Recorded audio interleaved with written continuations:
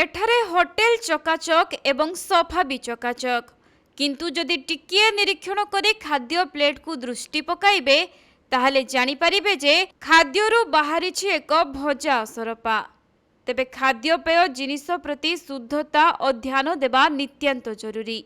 मात्र वर्तमान समय रे महंगा होटेल हेउ किंबा अन्य स्थान रे एथिप्रति स्वतंत्र दृष्टि देउनथिबा देखा जाउछि। सोशल मीडिया रे खाद्यरु असरपा पको आदि बाहरुथबार अनेक वीडियो सामना को आसुछि।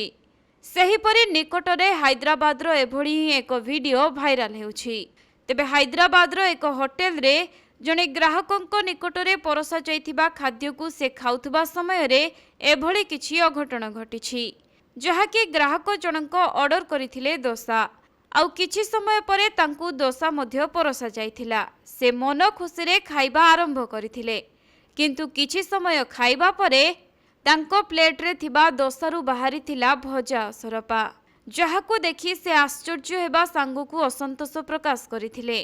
किंतु संगे संगे होटेल कर्मचारी तांकु क्षमा प्रार्थना करिथिले मध्य से ए संपर्क रे पुलिस को खबर देबारु पुलिस सेठारे पहुंची घटनार तदंत करिसेंती। तेबे ग्राहक जनक निज स्वास्थ्य पई चिंतित हेबा सह होटेल विरुद्ध रे अभियोग करिथिले। तेबे एही घटनाटी अगस्त 23 तारिखर बोली जणा पड़िछि, किंतु सोशल मीडिया रे एबे एही वीडियो भाइराल हेउथबा बेले एहाकु देखि अनेक लोक निजर भिन्न भिन्न मत दैछंती।